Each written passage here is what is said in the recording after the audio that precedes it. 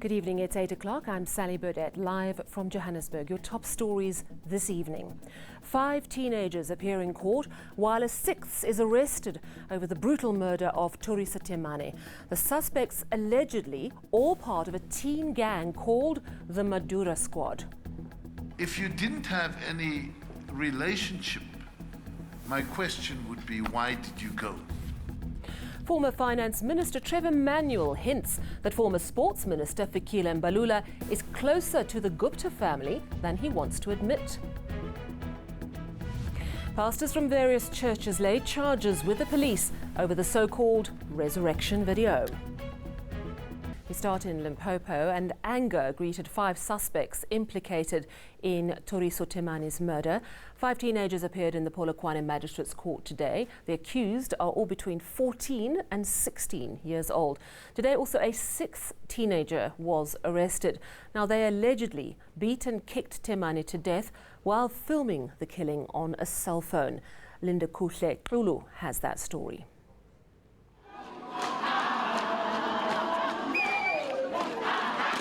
United and demanding justice for slain 28-year-old Teresa Temane. Community members came out in their numbers, demonstrating outside court ahead of the appearance of 5 of his alleged killers. It's about being angry as a society to see that justice is served. We condemn this gangsterism because there is no home for gangsterism in the province of Limpopo, and we are not going to allow it. We are not going to rest until this thing is finished. Clean our schools, to make sure that we take back our city, to make sure that our residents and our people, when they walk at night, they are safe. The crowd spent hours singing and dancing while the suspects, all minors, appeared in camera. Authorities are promising justice will prevail. We're requesting you to make sure that you become calm. The magistrates themselves, they've assured us they're going to take this matter as a serious light because indeed it is a death case. But we're saying please give the police space, give the justice system space to deal with this matter. Residents are demanding the law deal with the suspects harshly. That's as police are remaining mum on what's happened to the accused following their arrest. Are they in jail? Exactly. That's what we want to know. Are they in jail? Because custody can mean a lot of things at this stage. Are they in jail? That's what we want. I want to remain to say that in custody. The teenagers will be back in court next week.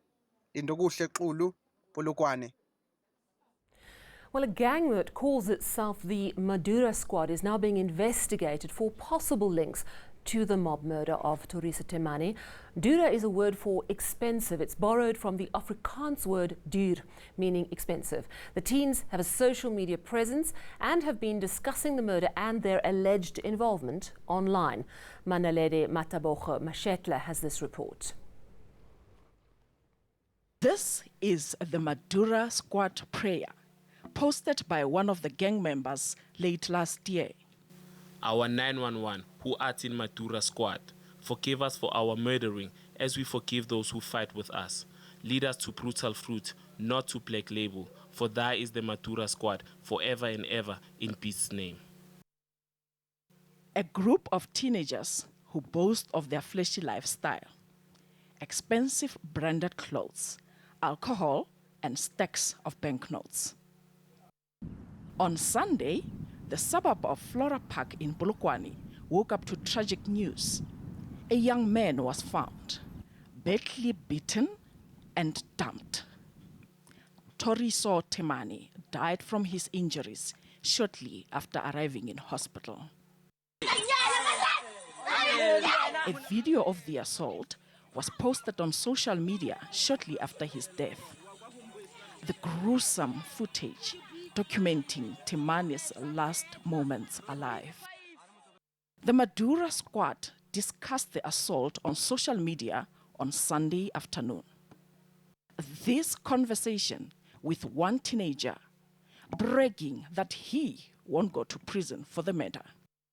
And then at school on Monday, this video clip of a Madura Squad member was posted.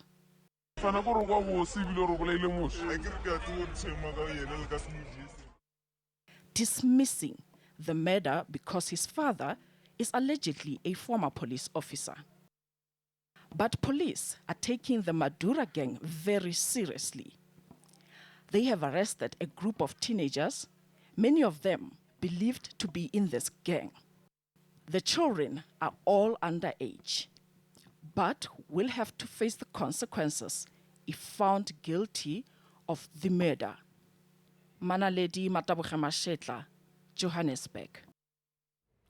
The head of the independent police watchdog, Robert McBride, has lodged an urgent interdict to have his contract as IPID boss extended. This after members of parliament came out in support of Police Minister Becky Cele's decision not to renew McBride's contract. They're citing a breakdown of trust for their lack of support of McBride. McBride had approached the court to challenge Cele's decision. He argues he's being pushed out for investigating high-ranking politicians and police. McBride also argues that he needs to stay in the job to ensure IPID's independence. It was a big day at the State Capture Commission with former Finance Minister Trevor Manuel testifying. He's suggesting former Sports Minister Fikile Mbalula has not been upfront about his relationship with the Gupta family. Mbalula allegedly told an ANC-NEC meeting the Guptas informed him of his appointment as Sports Minister rather than then President Jacob Zuma. Samkela Maseko reports. Trevor Manuel's accusing Jacob Zuma of handing over his presidential rights to the Gupta family. Fikile Mbalula, who sort of who triggered the entire discussion. The former ANC-NEC member says Fikile Mbalula gave an emotional testimony at an ANC-NEC meeting in August 2011 about the Guptas. But Manuel's hinting Mbalula and the influential family knew each other better than they've been letting on. If you didn't have any relationship, my question would be, why did you go? What was said to you as part of the invitation to go to wherever that exchange took place? And I think that it's fair to presume a pre-existing relationship. Former Communications Minister Sphiwe Nyandas told the Commission he was astounded when Zuma and the NEC didn't react to Mbalula's confession.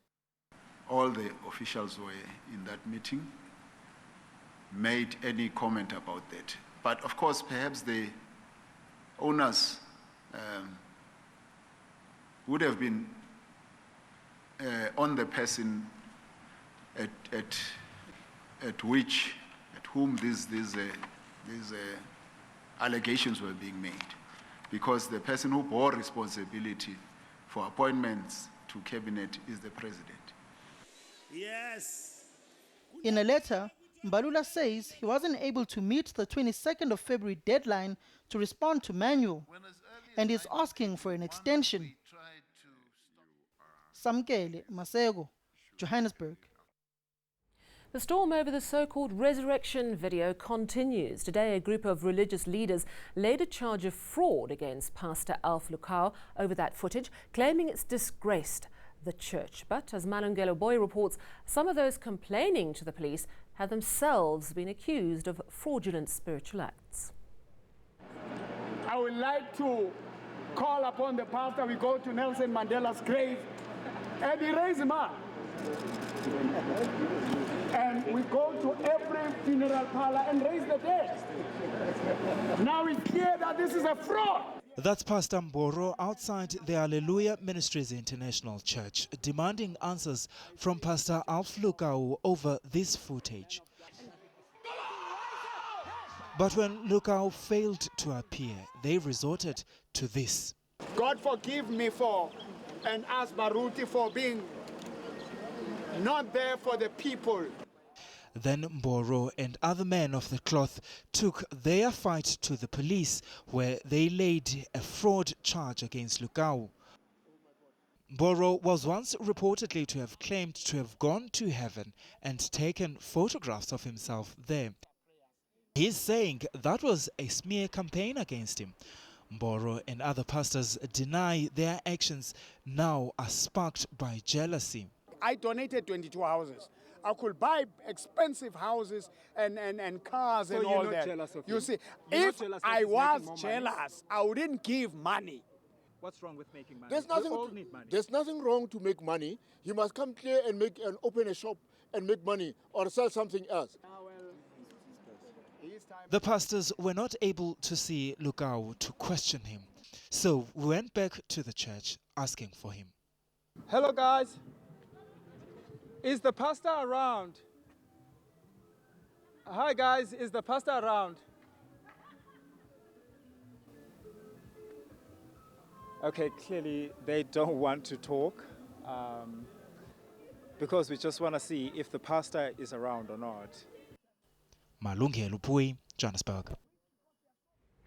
Still ahead on eNews, Israeli Prime Minister Benjamin Netanyahu is going to be indicted for bribery and corruption. And on the business front, the rand has remained volatile today as it continues to be dragged down by geopolitical tensions.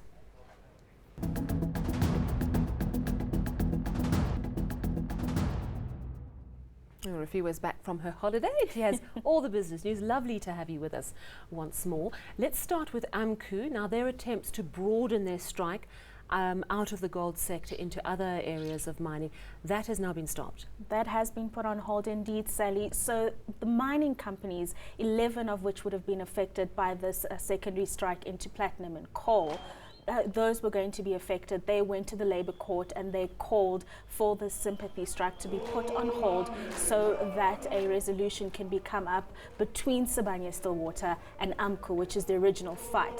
So the courts have ruled in favour of the mining companies, but there has no date for an alternative hearing. So we don't know yet if the strike is going to be blocked completely. The courts are yet to make that decision, and we don't know when that decision will be made. Right, so for now the gold strike continues. The gold strike continues for now, but the other sectors of the industry are safe for now. Right, speaking of mining, let's go to the Northern Cape. Our president was there opening a zinc mine. Tell us more about that. No, absolutely. So this is a mine that has been funded by a global minerals company, Vedanta, and Anil Agarwal, the chairman of the company, has always spoken very highly of South Africa's mining sector and the investment that needs to happen. So he's put about 5.5 billion rand in the construction of this mine, and it hired about 3,000 people while it was being constructed. And it's set to go into commission, producing the zinc now, and about 700 permanent employees, which nicely are around the community. So people in the community are the ones that are going to be getting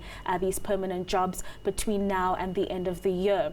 So this investment then contributes at least about 8% of GDP as it goes into production, as well as that export market that we watch so closely at, because we are a net exporter of commodities. Oh, that's really good news and lovely to hear. Talk us through the markets, if you will. Let's have a look at those markets. So it wasn't such a lovely day for the JSE. There was a series of disappointing earnings reports that put the local bourse under pressure today, with the local bourse suffering broad-based losses. So we saw general retailers fall about 1.62%, led by the likes of Massmart, which closed 6% lower after reporting disappointing earnings. On the commodities front, the stronger oil price has resulted in a huge petrol price hike on the cards for motorists. Now, petrol is expected to be about 73 cents higher from next month. Onto the local unit now. The rand continues to weaken as geopolitical tensions abroad and uncertainty over the US-China trade deal reduce demand for emerging market currencies. And that's how your money worked for you today, Sally. Thank you very much, Rafia. Take care. And let's take a look at international news now. Israel's Attorney General has announced his decision to indict Prime Minister Benjamin Netanyahu. He's been accused of corruption. Police have recommended Netanyahu be indicted for bribery, fraud and breach of trust in 3 different cases. The Likud party, which he chairs, petitioned the Supreme Court of Appeal to prevent the public release of the indictment, but today the court rejected that request. This could, of course, spell the end of Netanyahu's long political career. Still ahead, we'll go to Joel at our weather centre. Hi there, Joel, for all your weather. And then the Post Office is doing remarkable things to make it possible for children all over the country to read.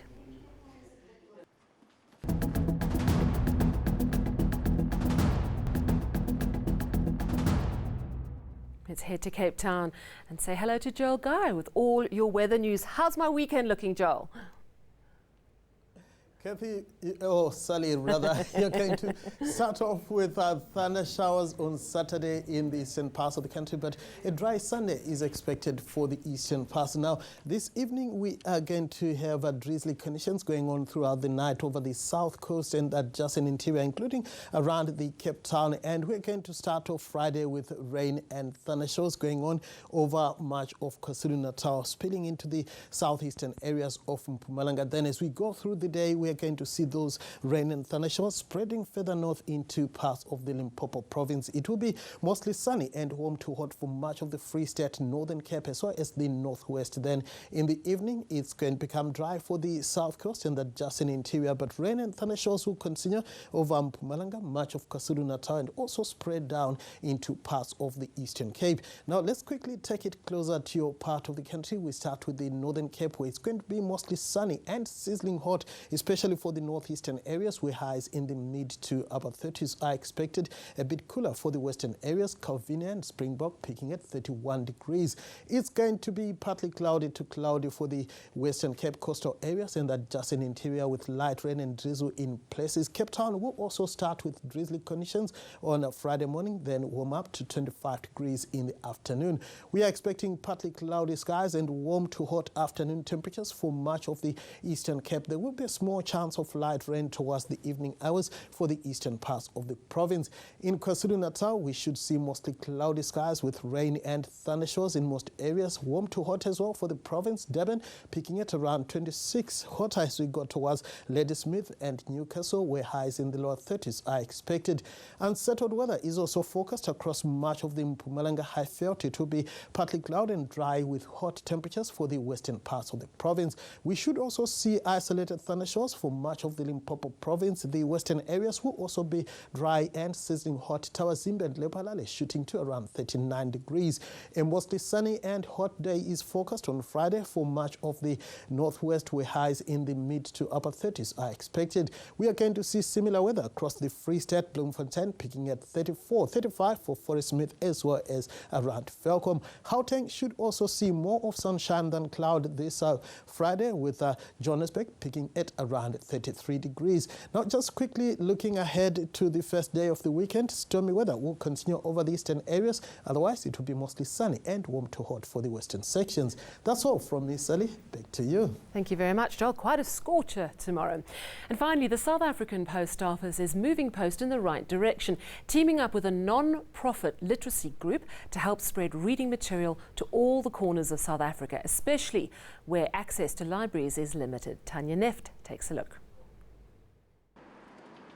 On a mission to spread literacy across the country, and the Post Office is making that possible.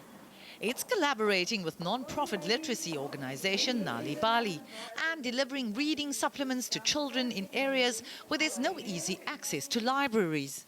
We believe it's absolutely important for kids in deep South African communities to have access to stories in the language they understand. Some of these kids, the libraries are far away. So that's also another way of making books accessible in homes, in their schools.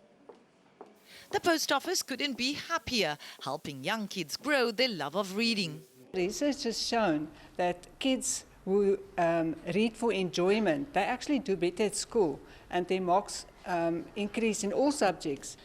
Nali Bali delivers to us at a central point, and from there it goes all over the country to our major hubs. The supplements have exciting stories published in 8 official languages. Kids can also cut out the storybooks themselves. So if this project continues to thrive, kids in every corner of the country can start their own collection with this exciting series of cutout books, all in their respective home languages. Tanya Neft, Cape Town. Well, let's recap your top story this evening. 5 teenagers appear in court while a 6th is arrested over the brutal murder of Teresa Tumane. The suspects allegedly all part of a teen gang called the Madura Squad. That's your news from me and the team. Take care and good night.